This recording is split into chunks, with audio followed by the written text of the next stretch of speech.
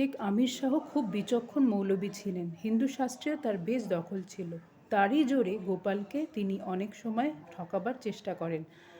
অবশ্য তার ফলে নিজেই জব্দ হন সর্বদা, কিন্তু তাতে লজ্জা নেই তার। বারবার গোপালকে ঠকাবার চেষ্টা করেও বুদ্ধিমান গোপালকে কোনো মতেই ঠকানো যায় না, বরং শেখ আমির শাহই বারবার ঠকেন। একদিন গোপাল ভিন গায়ে এক বন্ধুর বাড়িতে গেছে। শেখ আমির শাহ সেই বন্ধুর বাড়িতে সেই দিন নিমন্ত্রিত।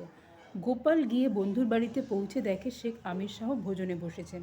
গোপাল জিজ্ঞাসা করলে, কি খাচ্ছেন মৌলভী সাহেব? শেখ সাহেব শাস্ত্রের মারফত রসিকতা করবার লোভ সংবরণ করতে পারলেন না। এবার বললেন, এই যে গোপাল, তোমাদের অবতার ভোজন করছি।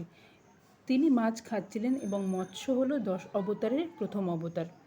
গোপালেরও শাস্ত্রজ্ঞান বেশ প্রখর, এ কথা শেখ সাহেব বেশ ভালোভাবেই জানেন।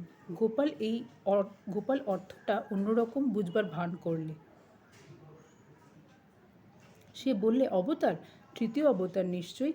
শেখ সাহেব তবা তবা করে লাফিয়ে উঠলেন ভোজন ত্যাগ করে। কারণ হিন্দুদের তৃতীয় অবতার হলেন বরাহ বা শূকর অবতার, এবং শূকরের মাংস হলো মুসলমানের পক্ষে নিষিদ্ধ খাদ্য। বেশ জব্দ হয়েই সেদিন শেখ সাহেবকে উপোসেই থাকতে হলো, কারণ শেখ সাহেব আর কিছুতেই সেদিন খেলেন না।